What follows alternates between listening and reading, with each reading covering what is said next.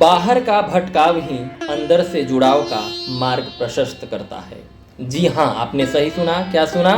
कि बाहर का भटकाव ही अंदर से जुड़ाव का मार्ग प्रशस्त करता है। नमस्कार साथियों, स्वागत है आप सभी का पुनः एक बार अलमीरा से झांकती किताब में। और आज मैं प्रस्तुत हूँ महाघुमक्कड़ शास्त्री, महाअक्खड़, महाघुमक्कड़ पंडित राहुल सांकृत्यायन की पुस्तक घुमक्कड़ शास्त्र लेकर, उसकी संवेदना और उसके मुख्य विचारों को लेकर आप सभी के समक्ष उपस्थित हूँ। तो आइए, आज हम अपने शास्त्रों के बारे में तो अनेक बार पढ़ा होगा, धर्मशास्त्र के बारे में, नैतिक शास्त्र के बारे में, विचार शास्त्र के बारे में, न्याय शास्त्र के बारे में, समाज शास्त्र के बारे में, लेकिन आज एक अनोखे शास्त्र जिसको हम घुमक्कड़ शास्त्र कहते हैं। हाँ, घुमक्कड़ वही घूमना, भटकना, आवारगीपन, घुमक्कड़ इसको कह सकते हैं। आज जिसे आप टूरिज्म कहते हैं तो वो उससे कुछ अलग है, क्योंकि आप इस ये घुमक्कड़पन में भुलक्कड़पन भी शामिल है। तो कैसे हम एक पंछी की भांति एक देश से दूसरे देश में, एक क्षेत्र से दूसरे क्षेत्र में जा सकते हैं, इस पुस्तक में आप प्रमुख रूप से जान सकते हैं कि घुमक्कड़ शास्त्री या एक अलग अलग देश दुनिया का रमण करने वालों को कैसे किन किन समस्याओं का सामना करना पड़ता है और किन किन सुझावों से वो बेहतर कर सकते हैं, इसके बारे में चर्चा किया गया है। तो आप देखेंगे कि मनुष्य या जीवन की हर चीज अपितु समय भी परिवर्तनशील है। कहा गया है, किसी विचारक ने कहा था कि संसार में नित्य यही है कि सभी परिवर्तनशील हैं। समय से लेकर, वस्तु से, स्थान से लेकर के, हमारे पृथ्वी के निर्माण से लेकर के, अनुकूलन के क्रम में जिन जीवों ने अनुकूलन स्थापित नहीं कर पाए वातावरण से, उनका जो है अस्तित्व जो है वह नष्ट हो गया। तो अनुकूलन करना समाज के अनुसार, परिस्थिति के अनुसार, और एक जगह से दूसरे जगह जो है घूमना फिरना ही मनुष्य की आदिम प्रवृत्ति रही है। और यही आदिम प्रवृत्ति जब एक शास्त्र के रूप में पंक्तिबद्ध किया जाता है और उन पंक्ति के बीच में जो घूमने का स्थान है, घुमक्कड़ी करने का स्थान है, वही इस पुस्तक में जो है प्रस्तुत किया गया है। तो आइए अब हम कुछ लेखक के परिचय के बारे में जानते हैं। तो राहुल सांकृत्यायन जी का जन्म 9 अप्रैल 1893 ईस्वी को हुआ। मूर्धन्य और अंतर्राष्ट्रीय ख्याति प्राप्त विद्वान राहुल सांकृत्यायन साधु थे, बौद्ध भिक्षु थे, यायावर थे, इतिहासकार और पुरातत्ववेता थे, नाटककार और कथाकार थे, और थे जुझारू स्वतंत्रता सेनानी, किसान नेता, जन जन के प्रिय नेता। उनके अनन्य मित्र भदंत आनंद कौशल्यायन के शब्दों में, उन्होंने जब जो कुछ सोचा, जब जो कुछ माना, वही लिखा, निर्भय होकर लिखा। चिंतन के स्तर पर राहुल जी कभी न कभी किसी सांप्रदायिक विचार सरणी से बंधे रहे और न संगठित सरणी से। वह साधु न चले, जमात जाति के साधु पुरुष थे। ये अलग अलग प्रकाशनों से प्रकाशित है। ये वाणी प्रकाशन से अभी वर्तमान में प्रकाशित है, राजकमल वगैरह से भी आप पढ़ सकते हैं। घुमक्कड़ शास्त्र पंडित राहुल सांकृत्यायन के बारे में। राहुल जी ने धर्म, जैसा मैंने पूर्व भी चर्चा किया था कि उन्होंने अनेक क्षेत्रों में अनेक विषयों का अध्ययन किया था। धर्म, साहित्य, संस्कृति, नृजातीय विज्ञान, इन सभी चीज़ों को समाहार प्रस्तुत करते हुए अपनी रचना में, चाहे वो उपन्यास हो, यात्रा वृत्तांत हो, कहानियाँ हो या उनके निबंध हो, इतिहास, पुरातत्व, भाषाशास्त्र, संस्कृत, ग्रहों की टीकाएं, अनुवाद और इसके साथ साथ रचनात्मक लेखन करके हिंदी को इतना कुछ दिया कि हम सदियों तक उस पर गर्व कर सकते हैं। उन्होंने जीवनियाँ और संस्मरण भी लिखे और अपनी आत्मकथा भी। अनेक दुर्लभ पांडुलिपियों की खोज और संग्रहण के लिए व्यापक भी भ्रमण किया, यानी जो पांडुलिपियां मूल रूप में मिलती हैं, उन पांडुलिपियों का संग्रहण भी उन्होंने किया है। तो अब घुमक्कड़ शास्त्र के बारे में क्या है कि घुमक्कड़ शास्त्र साहित्य मात्र की अद्वितीय उपलब्धि है। यात्रा वृत्तांत दुनिया की तमाम भाषाओं में लिखे गए हैं और पर्यटकों के लिए दर्शनीय स्थानों, स्मारकों तथा तीर्थ नगरों आदि की गाइड बुक्स भी। लेकिन घुमक्कड़ी के लिए शास्त्र रचने की आवश्यकता महाघुमक्कड़ राहुल सांकृत्यायन को छोड़कर और किसी ने महसूस नहीं की।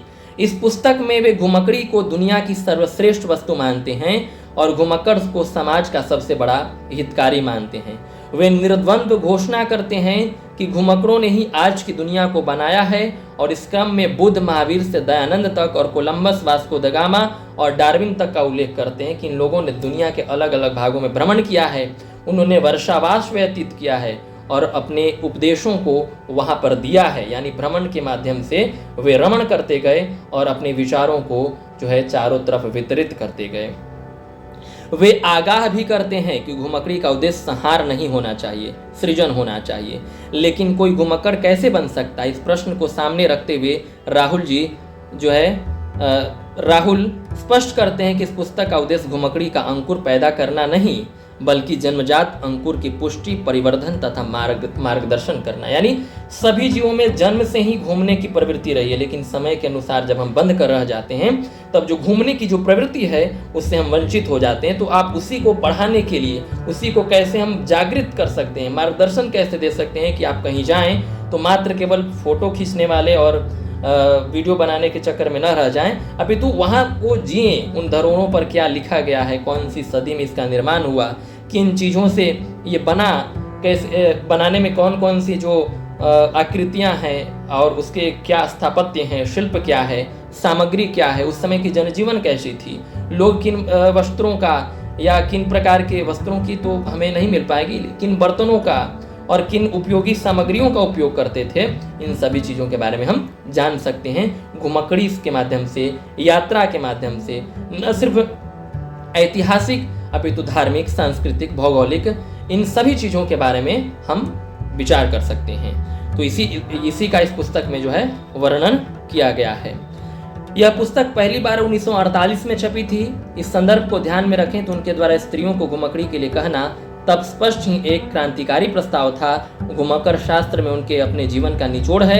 यह वस्तुतः एक आह्वान है जिसमें व्यक्ति को निर्द्वंद और निर्बंध होकर पृथ्वी का और छोर मापने और समाज की उन्नति में योगदान करने की भावना जो मूर्त हुई है। यानी समाज में कैसे हम उन्नति दे सकते हैं, कैसे घूम सकते हैं, 1948 में प्रकाशित हुई थी। और उस समय आप देखिए आज 77 साल 78 साल हो चुके हैं जो है, और उस समय इस बात को कहना 80 साल होंगे, तो एक बड़ी ही उपलब्धि की बात है कि उन्होंने उस समय भी स्त्रियों को घूमने के लिए अलग अलग देशों में विचरण करने के बारे में बताया कि कैसे आप घूम सकती हैं, अपने विचारों को रख सकती हैं। ठीक है, तो ये सारा चीज़ जो है घुमक्कड़ शास्त्र में लगभग 80 साल होने वाले हैं इनके लिखे हुए। अब घुमक्कड़ शास्त्र और घुमक्कड़ धर्म के बारे में कुछ पंक्तियाँ हैं, उसको हम देखेंगे। उसके बारे में एक सुधीश पचौरी जी का लेख है, उसको भी पढ़ेंगे। उससे पहले हम प्रकाशकीय के अलावा हम प्रथम संस्करण में इनकी भूमिका के रूप में क्या लिखते हैं कि घुमक्कड़ शास्त्र के लिखने की आवश्यकता मैं बहुत दिनों से अनुभव कर रहा था। मैं समझता हूँ और भी समान धर्मा बंधु इसकी आवश्यकता को महसूस कर रहे होंगे। घुमक्कड़ी का अंकुर पैदा करना इस शास्त्र का काम नहीं, बल्कि जन्मजात अंकुरों की पुष्टि, परिवर्धन तथा मार्गदर्शन इस ग्रंथ का क्या है, लक्ष्य है। यानी हम जन्म से ही अलग अलग जगहों पर घूमना चाहते हैं। बचपन से ही आप छोटे बच्चों में जिज्ञासा रहता है, चाहे वस्तु है या जो चीज़ भी है, वो पूछने की जिज्ञासा कि ये क्या है, ये कैसे बनता है, कैसे होता है। कई बार हम लोग परेशान भी होते हैं, हम लोग भी इस चीज़ों से गुजर चुके होते हैं। तो बल्कि जन्मजात अंकुरों की पुष्टि, परिवर्धन तथा मार्गदर्शन करना इस ग्रंथ का क्या है, लक्ष्य है।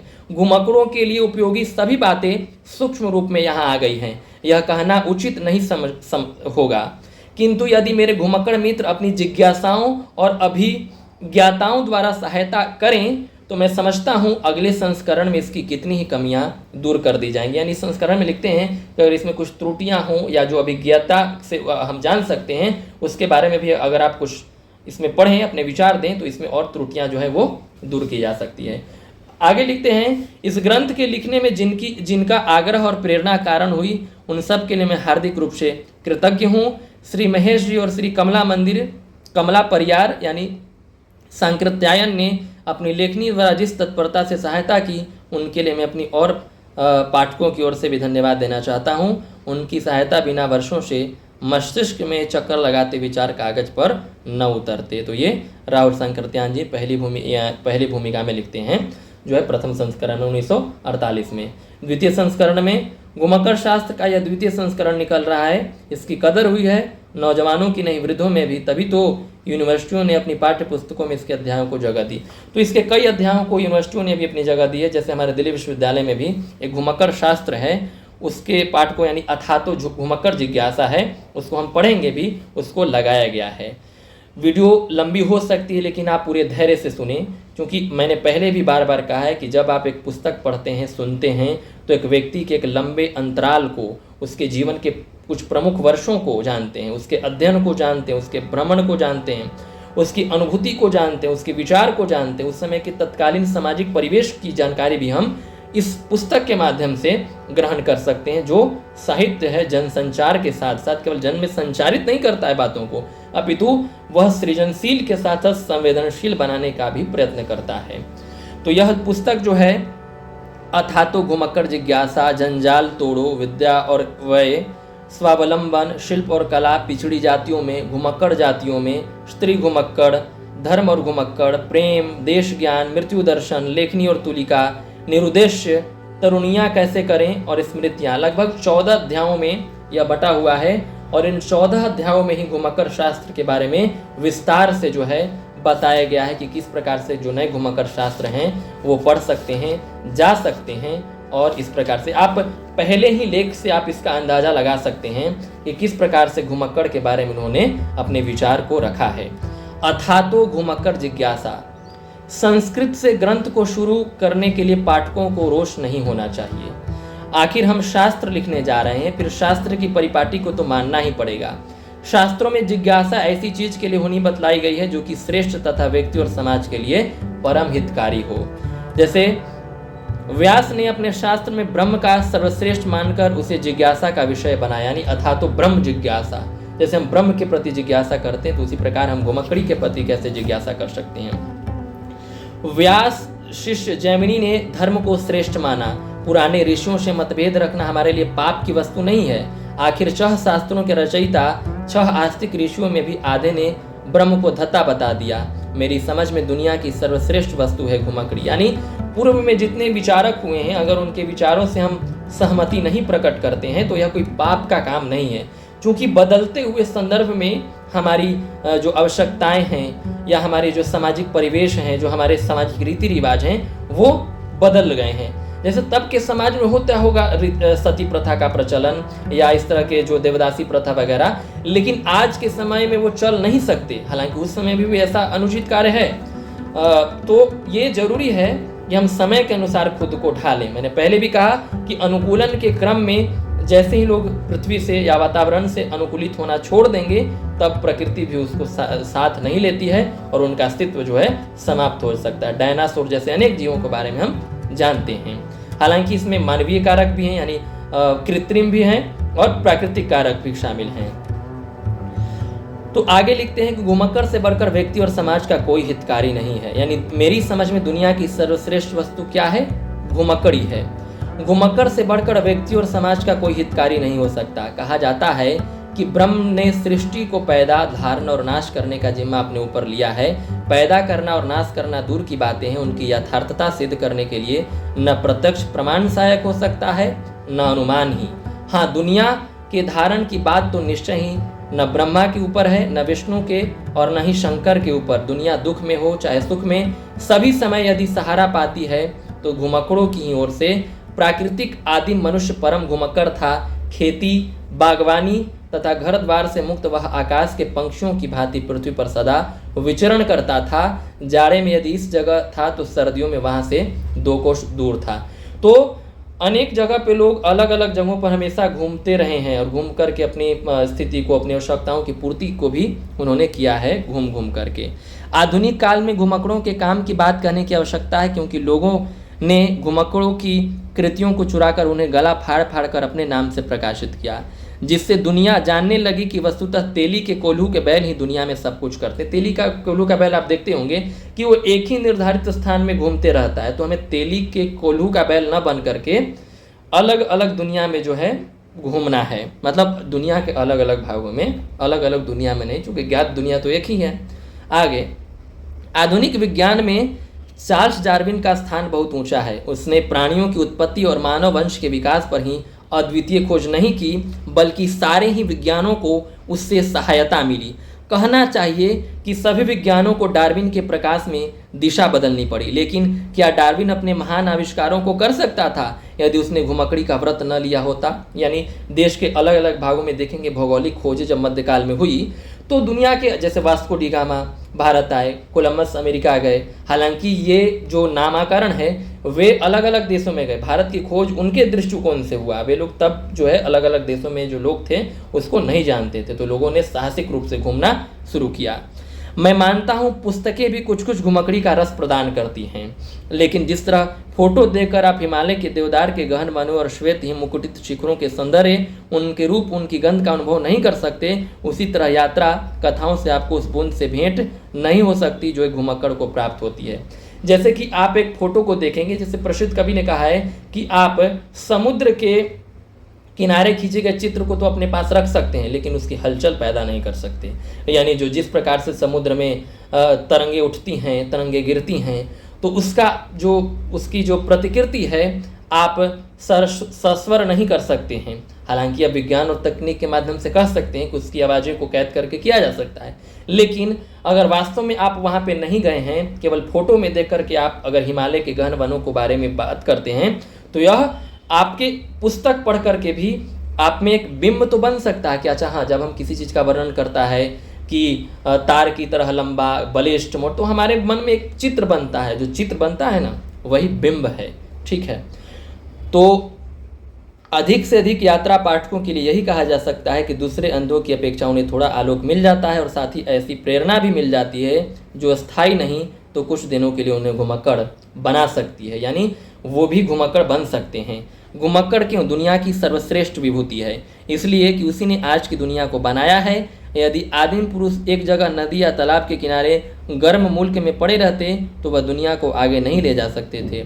आदमी की घुमक्कड़ी ने बहुत बार खून की नदियाँ बहाई हैं, इसमें संदेह नहीं, और घुमक्कड़ों से हम हरगिज नहीं चाहेंगे कि वह खून के रास्ते को पकड़ें। किंतु अगर घुमक्कड़ों को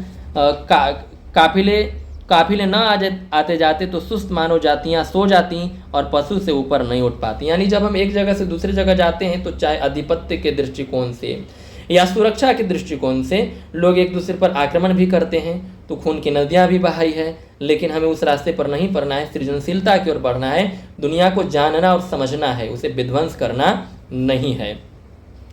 उसी विचार को वो आगे अभिव्यक्त करते हुए लिखते हैं, अनेक बार लिखते हैं कि कोलंबस और वास्को डी गामा दो घुमक्कड़ थे जो एशिया के कूपमंडूकों को घुमक्कड़ धर्म की महिमा भूल गई, इसलिए उन्होंने अमेरिका पर अपनी झंडा नहीं गाड़ी। यानी वो लोग अलग अलग जगहों पर नहीं गए। शायद किसी को संदेह हो कि मैं शास्त्र में जो युक्तियाँ दी हैं वह सभी लौकिक तथा शास्त्रग्राह्य हैं। अच्छा, तो धर्म से प्रमाण लीजिए। दुनिया के अधिकांश धर्मनायक घुमक्कड़ रहे। धर्माचार्यों में आचार विचार बुद्धि और तर्क तथा सहृदयता में सर्वश्रेष्ठ बुद्ध घुमक्कड़ राज थे। यद्यपि वह भारत से बाहर नहीं गए थे, लेकिन वर्षा के 3 मासों को छोड़कर एक जगह रहना वह पाप समझते थे। वह अपने ही घुमक्कड़ नहीं थे, बल्कि आरंभ में अपने शिष्यों, उन्होंने कहा था चरत भिक्षवे चारिकम, जिसका अर्थ है भिक्षुओं घुमक्कड़ी करो। बुद्ध के भिक्षुओं ने अपने गुरु की शिक्षा को कितना माना, क्या इसे बताने की आवश्यकता है। यानी अलग अलग जगहों पर आप घूमते रहिए, विचरण करते रहिए। अब महिलाओं को आमतौर पर कई प्रकार की, चाहे उनके असुरक्षा को लेकर को हो, तो समस्याएं आती हैं उनके शारीरिक बनावट सुरक्षा को लेकर के। तो महिलाओं से क्या कहते हैं कि कोई महिलाएं पूछती हैं कि क्या स्त्रियां भी घुमक्कड़ी कर सकती हैं, क्या उनको भी इस महाव्रत की दीक्षा लेनी चाहिए। इस बारे में तो अलग अलग अध्याय ही लिखा जाने वाला है, किंतु यहाँ इतना कह देना आवश्यक है कि घुमक्कड़ धर्म ब्राह्मण धर्म जैसा संकुचित धर्म नहीं है जिसमें स्त्रियों के लिए स्थान नहीं हो। स्त्रियां इसमें उतना ही अधिकार रखती हैं जितना पुरुष।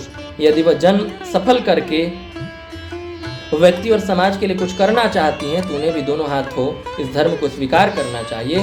घुमक्कड़ी धर्म छुड़ाने के लिए पुरुष ने बहुत से बंधन नारी के रास्ते में लगाए हैं। बुद्ध ने सिर्फ पुरुषों के लिए घुमक्कड़ी करने का आदेश नहीं दिया, बल्कि स्त्रियों के लिए भी उनका वही उपदेश था। जैसे बुद्ध की बात हम करते हैं तो पहले उन्होंने संघ में स्त्रियों को शामिल नहीं किया। इसके कई कारण थे। मेन कारण यह था कि स्त्रियों के आने से संघ विघटित हो जाता। विघटित क्यों होता? स्त्रियां तो स्वयं को संभाल लेती, लेकिन पुरुषों के दृष्टिकोण से उन्होंने ये बात सोचा। हालांकि उन्होंने भविष्यवाणी की थी और जाकर बुद्ध अंत में जो है पतनशील अवस्था में भी हुआ। उसके साथ साथ जब आप देखेंगे दुनिया में अनेक लोग, जैसे महात्मा गांधी जब भारत में आए तो उन्होंने पहले भारत भर भ्रमण किया, क्योंकि जब आप किसी चीज़ को जानेंगे नहीं तब उसके बारे में सुधार और कार्यक्रम कैसे कर सकते हैं। तो जब हम किसी के बारे में पूर्ण जानकारी प्राप्त कर लेंगे तभी हम भ्रमण करके और भ्रमण के द्वारा ही हम उसको आगे बढ़ सकते हैं और उसमें अनेक विचारों को जोड़ सकते हैं और अपनी भूमिका, अपने आंदोलन को जारी रख सकते हैं। तो उन्होंने स्त्रियों को भी हक दिया है कि आप घूम सकती हैं, और ये ब्राह्मण धर्म जैसा संकुचित धर्म नहीं है, मतलब हिंदू धर्म में जैसे रोक टोक है, तो वो उन सब चीज़ों के बारे में वो बात करते हैं। और यह बात मतलब अंत तक जो है कहते हैं।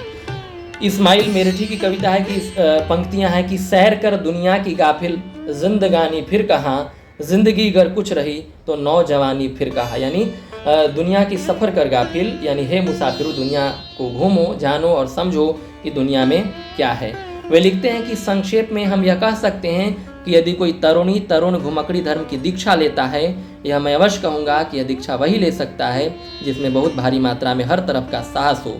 तो उसे किसी की बात नहीं सुननी चाहिए, न माता के आंसू बहाने की परवाह करनी चाहिए, न पिता के भय और उदास होने की, न भूल से विवाह लाई अपनी पत्नी के रोने धोने की फिक्र करनी चाहिए, न किसी तरुणी को अभागे पति के कल्पने की। बस शंकराचार्य के शब्दों में ही समझना चाहिए, निरस्त्रे गुणे पथि विचरतः को विधि को निषेध। और मेरे गुरु कपोतराज के वचन को अपना पथ प्रदर्शक बनाना चाहिए कि सैर कर दुनिया की गाफिल, जिंदगानी फिर कहाँ, और जिंदगानी फिर रही तो नौजवानी फिर कहाँ। इस प्रकार से जंजाल तोड़ो और अलग अलग जगह पे घूमो और उनसे अनुभव प्राप्त करो, विद्या और व्यय के दृष्टिकोण से भी। यानी हम सीखने की प्रक्रिया में लगातार रहते हैं, तो भ्रमण के द्वारा हम अधिक से अधिक मात्रा में सीख सकते हैं और जान सकते हैं उन सब चीज़ों के बारे में। घुमक्कड़ी कई जातियाँ होती हैं, उन जातियों के बारे में और अलग अलग शास्त्रों के बारे में, अलग अलग लेखनी और तुलिका के बारे में भी। वे लिखते हैं कि मानव मस्तिष्क में, यानी अब जब पहले अथा तो घुमक्कड़ जिज्ञासा में भी कुछ लोगों को अलग अलग क्रम में भी बांटे हैं। प्रथम श्रेणी के वे घुमक्कड़ जो दुनिया के हर भागों में गए हैं, कुछ घुमक्कड़ जो सीमित मात्रा में गए हैं, कुछ समुद्र के पार जाना उचित नहीं समझते। तो ऐसे भी कोटियां हैं और उनमें भी भ्रमण के बारे में विचारों को व्यक्त करने का उन्होंने प्रयास किया है। स्मृतियों के बारे में वे लिखते हैं लेखनी और तुलिका में कि मानव मस्तिष्क में जितनी बौद्धिक क्षमताएं हैं उनके बारे में कितने ही लोग समझते हैं कि ध्यानावस्थित तद्गत मन से वह खुल जाती हैं, किंतु बात ऐसी नहीं है। मनुष्य के मन में जितनी कल्पनाएं उठती हैं, यदि बाहरी दुनिया से कोई संबंध न हो तो वह बिल्कुल नहीं उठ सकती। वैसे ही जैसे कि फिल्म भरा कैमरा शटर खोले बिना कुछ नहीं कर सकता, जो आदमी अंधा और बहरा है वह गूंगा भी होता है। यदि वह बचपन से अपने ज्ञानेंद्रियों को खो चुका है तो उसके मस्तिष्क की सारी क्षमता धरी रह जाती है और वह जीवन भर काट का उल्लू बना रहता है। इसलिए जो है अपनी रचना और सृजन को भी आप आगे बढ़ाएं, कुछ न कुछ लिखते रहें। घुमक्कड़ असंग और निर्लेप रहता है, यद्यपि मानव के प्रति उसके हृदय में अपार स्नेह है। यही अपार स्नेह उसके हृदय में अनंत प्रकार की स्मृतियां एकत्र कर देता है। वह कहीं किसी से द्वेष करने के लिए नहीं जाता। ऐसे आदमी के अकारण द्वेष करने वाले भी कम ही हो सकते हैं, इसलिए उसे हर जगह मधुर स्मृतियां ही जमा करने को मिलती हैं। हो सकता है कि तरुणाई के गर्म खून या अनुभवहीनता के कारण घुमक्कड़ कभी किसी के साथ अन्याय कर बैठे, इसके लिए उसे सावधान कर देना आवश्यक है। घुमक्कड़ कभी स्वयं स्थायी बंधु बांधवों को नहीं पा सकता, किंतु जो बंधु बांधव जो उसे मिलते हैं उसकी स्मृति में रहते हैं। स्मृति में रहने पर भी उसी तरह हर्ष विषाद पैदा करते हैं जैसा कि साकार बंधुजन। यदि घुमक्कड़ ने अपनी यात्रा में कहीं भी किसी के साथ बुरा किया तो वह उसकी स्मृति में बैठकर घुमक्कड़ से जो है बदला लेता है। यानी आप अगर यहाँ से वहाँ जा रहे हैं तो आपकी स्मृति में भी वो चीज़ कसक रहती है अगर आप किसी के साथ गलती करते हैं तो। इसलिए ज़रूरी है कि हम उन चीज़ों को समय रहते समझे। प्रेम के बारे में भी कहते हैं कि घुमक्कड़ को दुनिया में विचरना है, उसे अपने जीवन को नदी के प्रवाह की तरह सतत प्रवाहित रखना है। इसलिए उसे प्रेम में बाधा डालने वाली बातों से सावधान रहना है। ऐसी बाधक बातों में कुछ के बारे में कहा जा चुका है, लेकिन जो सबसे बड़ा बाधा तरुण के बारे में आता है वह है प्रेम। प्रेम का अर्थ स्त्री और पुरुष का पारस्परिक स्नेह या शारीरिक और मानसिक लगाव। कहने को तो प्रेम को एक निराकार मानसिक लगाव कह दिया जाता है, लेकिन वह इतना निर्बल नहीं है। वह नदी जैसे प्रचंड प्रवाह को रोकने में भी सामर्थ्य रखता है। तो प्रेम के बारे में भी वो अपनी बातों को रखते हैं कि अगर आप घूमना चाहते हैं तो, हालांकि तब के संदर्भ में क्या थी और आज के संदर्भ में क्या है, इसमें भी हमें सोचने की आवश्यकता है। तो इस प्रकार से उन्होंने अनेक बातों को कहा है और प्रकाशिकीय में भी अलग अलग विषय के अनुसार उन्होंने इस चीज़ को निर्धारित किया, जैसा मैंने पहले भी पढ़ा है। अब हम उनके कुछ सूत्र वाक्यों को देखेंगे, पढ़ेंगे, जो उन्होंने घुमक्कड़ शास्त्र घुमक्कड़ धर्म में कहा। वे लिखते हैं कि घुमक्कड़ क्या दुनिया की सर्वश्रेष्ठ विभूति है, इसलिए कि उसी ने आज की दुनिया को बनाया है। यानी आज की दुनिया को किसने बनाया है? घुमक्कड़ ने बनाया है। क्योंकि हम भौगोलिक खोजों के बारे में बात करते हैं तो दुनिया में जितने भी भौगोलिक खोज हुए हैं उन खोजों को किसने किया है? घुमक्कड़ों ने, यानी अलग अलग देशों में जाने वाले लोगों ने। दुनिया के अधिकांश धर्मनायक घुमक्कड़ रहे। बुद्ध जैसे जो है घुमक्कड़ राज इसी देश में पैदा हो सके। चलना मनुष्य का धर्म है, जिसने इसे छोड़ा वह मनुष्य होने का अधिकारी नहीं। घुमक्कड़ी के लिए चिंताहीन होना आवश्यक है और चिंताहीन होने के लिए घुमक्कड़ी भी आवश्यक है। हर एक तरुण और तरुणी को घुमक्कड़ी का व्रत ग्रहण करना चाहिए। फिर कहा जाता है यद हरेव विरचेत तद हरेव प्रवर्जेत, अर्थात जिस दिन मन उछटे उस दिन निकल पड़ना चाहिए। इसके लिए तरुण की आयु कम से कम 16-18 और अधिक से अधिक 22-24 होनी चाहिए। अब घुमक्कड़ी कम से कम मैट्रिक पास से लेकर यूनिवर्सिटी की उच्च शिक्षा तक प्राप्त हो सकता है। यानी इतना तक आप अलग अलग देशों में अलग अलग जगहों पर किसी यात्रा के दौरान, चाहे परीक्षा के दौरान या अलग जगहों पर जा सकते हैं, समझ सकते हैं, सुन सकते हैं। अगर आप कहीं जाएं किसी नगर शहर में तो शहर की खूबसूरती को भी देखें, उसके जनजीवन को भी देखें, उसके इतिहास को देखें, उसके पुरातत्व को देखें और तब हम जानें कि जहाँ तक घुमक्कड़ी करने का सवाल है स्त्री का उतना ही अधिकार है जितना पुरुष का। घुमक्कड़ ने सदा चलते रहने का व्रत लिया है। वह कहाँ कहाँ ब्याह करके आत्मीयता स्थापित फिरेगा। यात्रा वर्णन स्वयं एक उच्च साहित्य का रूप ले सकता है। घुमक्कड़ को अपनी लेखनी चलाते समय बड़ा संयम रखने की आवश्यकता है। यानी तब के समय में यात्रा वर्णन उतना प्रचलित नहीं था, लेकिन आज के समय में यात्रा वर्णनों का, संस्मरणों का, रेखाचित्रों का महत्व और बढ़ा है गद्य के क्षेत्र में। तो घुमक्कड़ के हृदय में स्मृतियाँ वैसे ही संचित होती रहती हैं, किंतु अच्छा है वह अपनी डायरी में इन स्मृतियों का उल्लेख करता रहे। तो घुमक्कड़ी एक रस है जो काव्य रस से किसी भी तरह की कम नहीं। और इसमें यह भी आवश्यक है कि घुमक्कड़ धर्म किसी जात पात को नहीं मानता। यानी ये इस जाति का या अमुक वो जाति का है तो ये जरूरी नहीं मानता कि जात पात का भेदभाव उसमें हो। तो इस प्रकार हमने अनेक विचारों को पढ़ा। आगे है कि घुमक्कड़ वीरों को न वस्तुतः अमरता का लोभ होना चाहिए, न हजारों बरस लंबे कीर्ति कलेवर की लिप्सा की। यानी अगर आप घुमक्कड़ धर्म पर ले चुके हैं तो अपनी जान हथेली पर भी लेकर चलते हैं, क्योंकि कब जानवर से सामना हो जाए, कब किसी चीज़ से सामना हो जाए। हालांकि आज के समय में मुझे नहीं लगता कि ये सारी चीज़ें हूबहू हो सकती हैं। हाँ, हालांकि घूमने की भावना होनी चाहिए, लेकिन आज जिस प्रकार से राष्ट्र राज्यों के बीच में द्वंद्व है, तनाव है, अशांति है, इस समय में आपको मैं भी सलाह दूंगा या जितने भी विशेषज्ञ लोग हैं कि इन चीज़ों का पालन करने के साथ समय के जो महिमा है, उसकी जो समय की नजाकत है, उसको समझते हुए हमें घुमक्कड़ धर्म का पालन करना चाहिए। इसी पर एक घुमक्कड़ शास्त्र लिखा गया है महामहोध्याय पंडित राहुल शंकरत्यायन जी की। ठीक है, तो आपने पूरे धैर्य से सुना और आप अगर अवसर मिले तो इसे आप जरूर पढ़ सकते हैं। अथातो घुमक्कड़ जिज्ञासा। घुमक्कड़ शास्त्र में अनेक प्रकार के निबंध हैं। स्त्री से लेकर हर लोगों को उन्होंने घुमक्कड़ी के बारे में बताया है। हमने संक्षेप रूप में इसके सार को आपके सामने बताया है कि दुनिया में जिन लोगों ने घूमा है उन्हीं को इस पृथ्वी ने और इस पूरी दुनिया ने सफलताओं से चूमा है। तो घुमक्कड़ी करते रहिए, क्योंकि सैर कर दुनिया की गाफिल, जिंदगानी फिर कहाँ, और जिंदगानी रही तो नौजवानी फिर कहाँ। तो ये नौजवानी और जिंदगानी को बनाए रखना है। तो आपने पूरे धैर्य के साथ सुना, आपका बहुत बहुत हृदय से धन्यवाद। और जब हम पुस्तकों से जुड़ते हैं तो आप न सिर्फ भाषा को सुदृढ़ कर सकते हैं, अपितु एक संवेदनशील, यानी जब साहित्य पढ़ते हैं तो जो पहले थे उससे थोड़ा सा हमारे चारित्रिक रूप में परिष्कार होता है। हमने अनेक लोगों के बारे में बात की है, गुरुदेव रविंद्रनाथ टैगोर की गीतांजलि के बारे में, उनकी कुछ कविताओं को लेकर, चाहे हमने शरद चंद्र जी की उपाध्याय जो परिणीता पर, या बंकिम चंद्र चटर्जी की आनंद मठ पर भी बात की है। तो आप सभी वे जरूर देखें और पूरे धैर्य के साथ आपने सुना। आपका हृदय से पुनः पुनः पुनः धन्यवाद। और लाइक शेयर सब्सक्राइब भी करें और अपने जो महत्वपूर्ण टिप्पणी है वो कमेंट बॉक्स में ज़रूर लिखें। धन्यवाद।